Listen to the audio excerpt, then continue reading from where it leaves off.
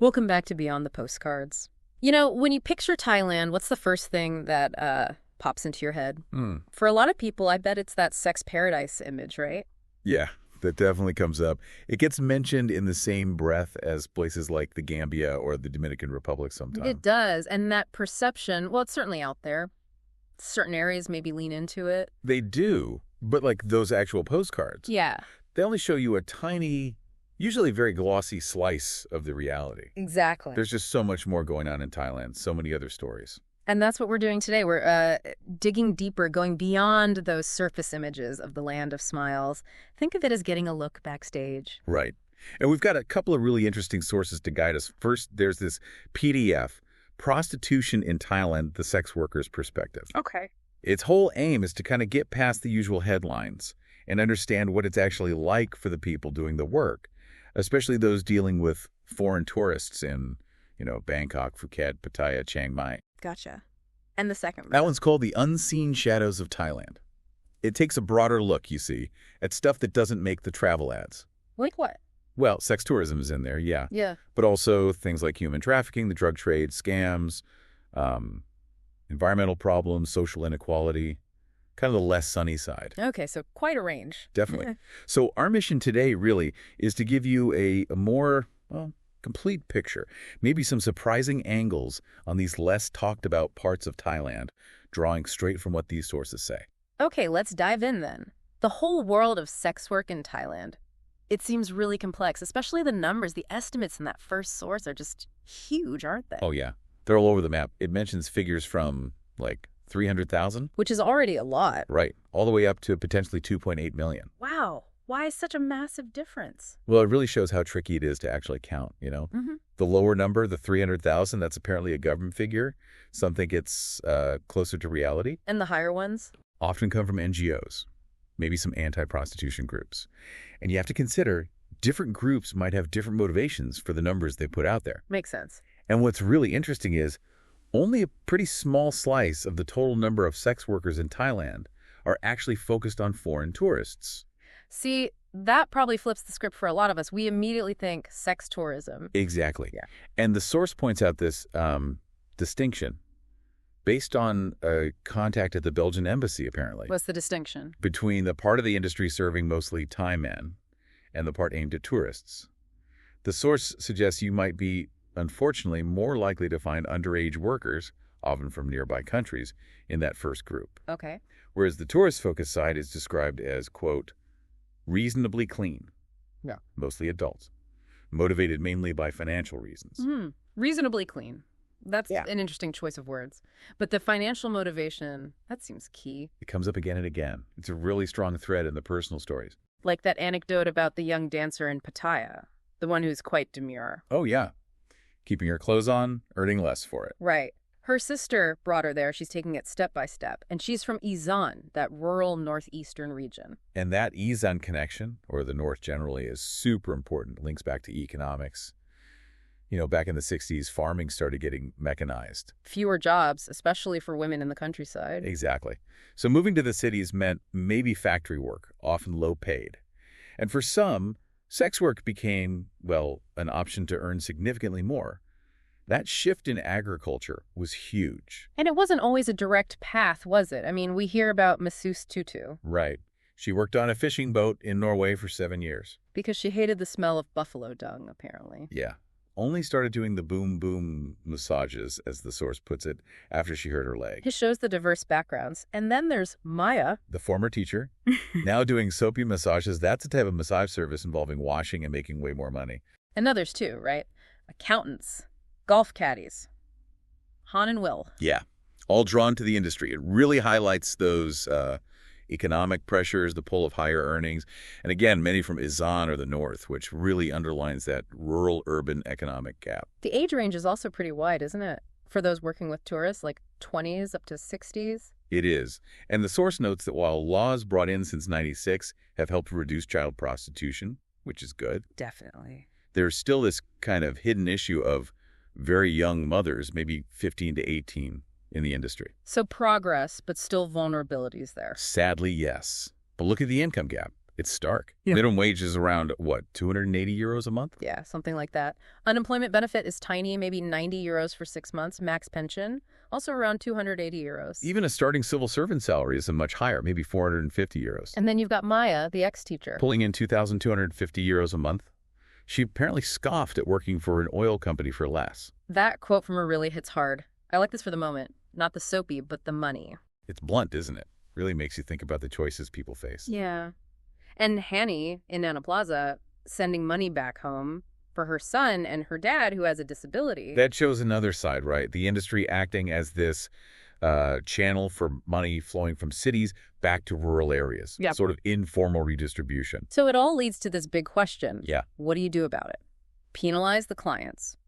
Try to stamp out demand? Or do you focus on giving the workers better economic options, better legal rights, safer conditions? It's a huge debate. It is. And Borislav Gerasimov from GATW, he points out that, look, for many it's not ideal, but sex work might genuinely be the best financial option they feel they have right now.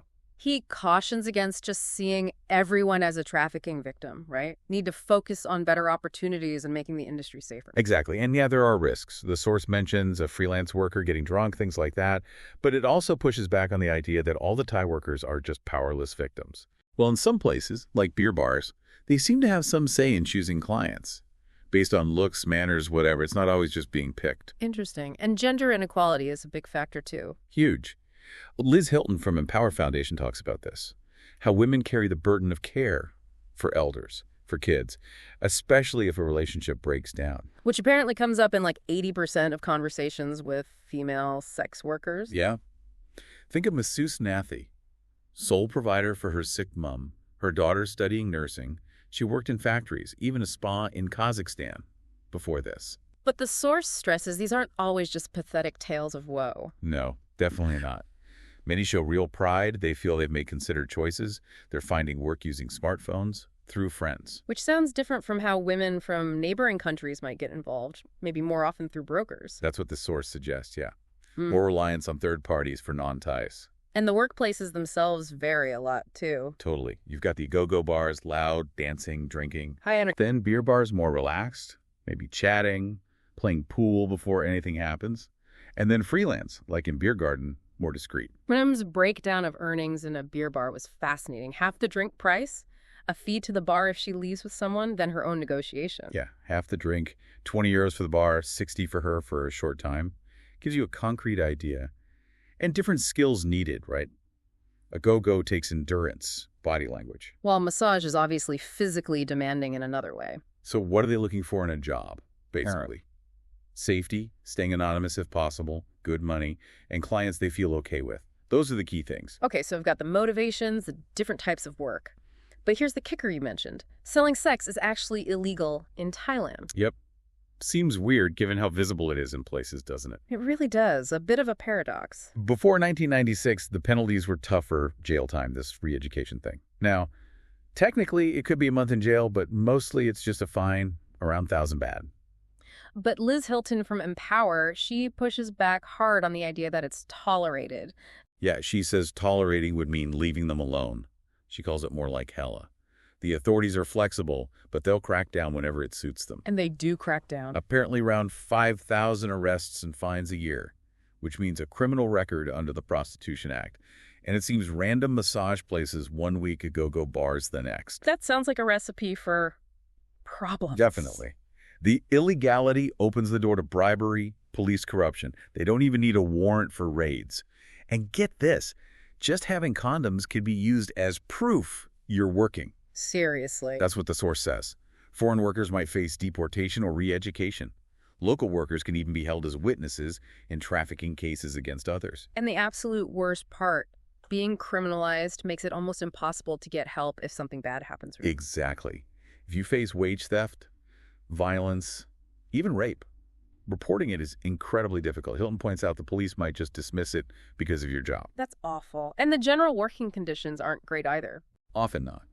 In the entertainment places where this happens, loud noise, maybe no fire exits, poor sanitation, not enough time off, dancers injured from mandatory high heels, often no support, pay below minimum wage, weird deductions. So Hilton's point is, Yeah, the money might be good compared to other options, leading to some job satisfaction. But she argues the vast majority are working in unacceptable exploitation, Which leads her to say, that sex work needs to be decriminalized. yeah. Get the police out of it, bring in labor inspectors instead, treat it like other work, basically. Okay, let's zoom out now, connect this to the other source, unseen shadows.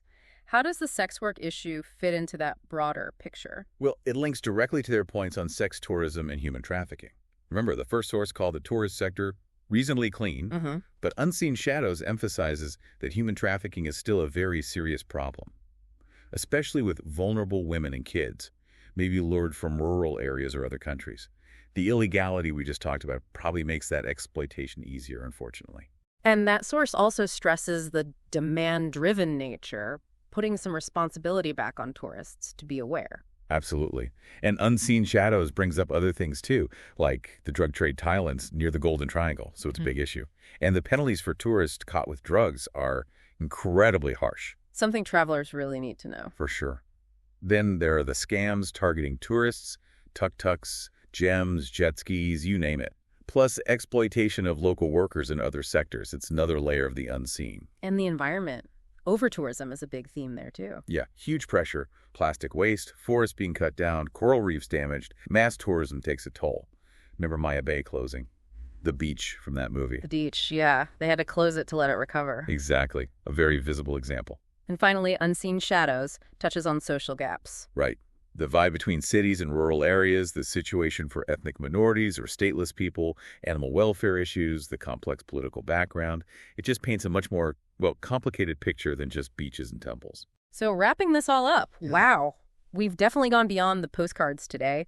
We looked at why people, often women, get into sex work, complex reasons, often economic, tied up with gender roles. Then the weird situation where it's illegal but visible, and the serious problems that illegality causes, corruption, lack of rights, vulnerability. And how all that connects to bigger shadows. Really?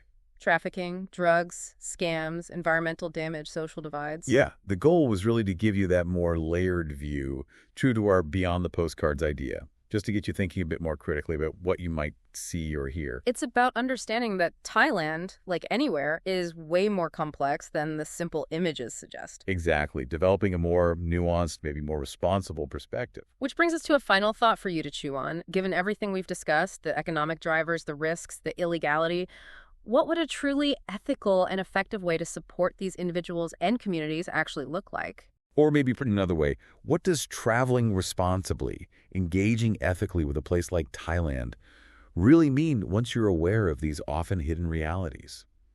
Something to ponder. Thank you for joining us on this deep dive. Yeah, thanks for listening. We hope it sparks some thoughts and maybe encourages you to look a little deeper yourself.